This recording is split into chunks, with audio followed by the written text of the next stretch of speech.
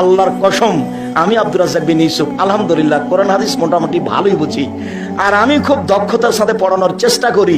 একটা ক্লাসে যদি 500 ছাত্র থাকে, আমি যদি ক্লাসে ঢুকি, একটা ছেলে যদি আরেকটা ছেলের গায়ে এভাবে হাত দিয়ে চিমটি কাটে, আমি শিক্ষকতাই করব না। আমি যতক্ষণ ক্লাসে থাকি ততক্ষণ এটা কিয়ামতের মাঠ। এরপরেও আমি বলছি, আমি টুটা ফাটা যেটুকু কোরআন হাদিস বুঝি, তাতে মেয়ের বাপের 10টা টাকা খরচ হবে বিবাহের শুরু থেকে নিয়ে শেষ পর্যন্ত, এর কোনো প্রমাণ কোরআন হাদিসে নাই। এমনকি মনে হচ্ছে যে বরযাত্রী নিয়ে বিবাহ করতে গেছে, তো তোমার শ্বশুর লজ্জায় পড়ে 20টা বরযাত্রী আছে, 10টা ডুলি বিবি আছে, সবার জন্য খাবার রেডি করেছে। উচিত হবে বের হয়ে চলে আসার সময়তে, আব্বা আপনার তো কিছু খরচ হয়ে গেছে, 50,000 টাকা থাকলো আপনার কাছে। আমার এই কথা কি বুঝতে পেরেছেন? তার মানে খরচের কোনো পথঘাট মেয়ের বাপের বোঝা যায় না।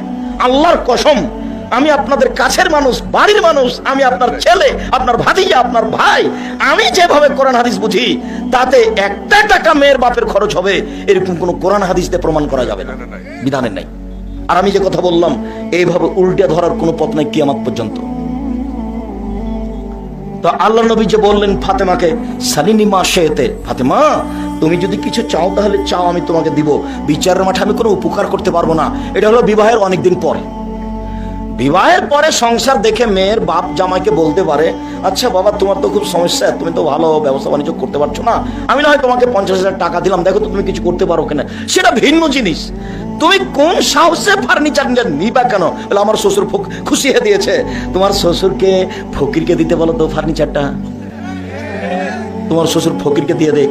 বিশ্বাস করো, ভিক্ষা করা টাকা দিয়ে চাউল কিনে ভাত খেয়ে ইবাদত কবুল হবে। ভিক্ষা করা টাকা দিয়ে চাউল কিনে ভাত খেয়ে ইবাদত কবুল হবে।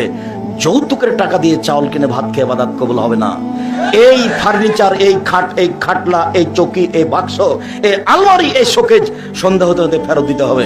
এখানে কোনো জিনিস রাখা যাবে না। সবগুলো অন্যায় ভাবে, জুলুম ভাবে এসেছে। আর জমি জায়গা বাপ মরার সাথে সাথে ভাগ করে দিতে হবে বোনের আগে। যদি সেটা চাপায় নবাব, কোনো সমস্যা নেই, ওটা গায়ে বান্ধাই। যদি ভুলে বনে জমি জায়গা চাই বাপের, তাহলে তুই চলে যা বাড়ি থেকে, আর কোনোদিন আসবি না। এটা ভাই বলছে। বোনে কি বলেছে? বোনে বলেছে, ভাইয়া আব্বার মরা তো 10 বছর হয়ে গেল, তা আমাদের একটু জমি জায়গাগুলো দেও না, আমাদের কিছু একটু 2 শতক জমি দাও, নাহলে কিছু টাকা দাও। তখন বলছে মুখ খুলবি না, আর যদি কোনোদিন টাকা চাইস তাহলে এই বাড়িতে উঠতে পাবি না। অথচ আমি বক্তব্যে বলেছি যে 15 বিঘা জমি রেখে বাপ মারা গেছে, একটা ছেলে একটা মেয়ে। তো ছেলে নিবে 10 বিঘা আর মেয়ে নিবে 5 বিঘা। সকালে ছেলে নিবে, বিকালে মেয়ে নিবে, এর প্রমাণ নেই। কিভাবে নিবে? একসাথে নিবে। 5 মিনিট পরে নিতে হবে, প্রমাণ করা যাবে না। যদি আমরা 2 ভাই, আমার ছোট ভাই বরিশাল মডেল কলেজের শিক্ষক, আমি এভাবে রাস্তাঘাটে ঘুরে বেড়াই ভবঘরা হয়ে, যেভাবে দেখছেন। তো আমার বাপকে মাটি দেওয়ার পরে জমি জায়গা ভাগ করে দিয়ে আমরা রাতে খাওয়া দাওয়া করেছি। যদি আমি জমি একটু চিনি, আমার ছোট ভাই চিনেই না, আজও নয়। ওই বোনের সামনে করে খাই, ওটা না কোনো হিসাব করি না। আমার মাও আমাদের হিসাব করাটা ভালোবাসত না বলে আমার মনে হচ্ছে।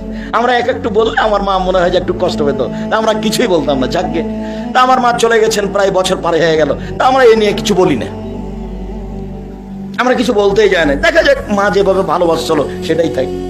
একটু কিছু বললে মনে হতো মা মনে হয় কষ্ট পাচ্ছে, এরকম একটা ভাব মনে হতো। একদিন বলতো, তোমরা তো পয়সা পাতি খরচ করেছো অনেক পড়াশোনার ব্যাপারে, ওরা তো তত পয়সা পাতি খরচ করেনি, এইভাবে বলতো। তখন আমি বুঝতে পারতাম যে এখানে ব্যাপার কিছু আছে। অতএব যাকে এই নিয়ে কোনো কথাই নেই। মা কষ্ট পাক এটা আমি চাই না। কারণ আমার খুব ধারণা কাজ করতো যে মার কথা আমি মেনে চলবো। এখন যদি বলে চাকরি ওখানে ছেড়ে চলে আসো, এখনই ছেড়ে চলে আসবো। উঠতে বলে উঠবো, বসতে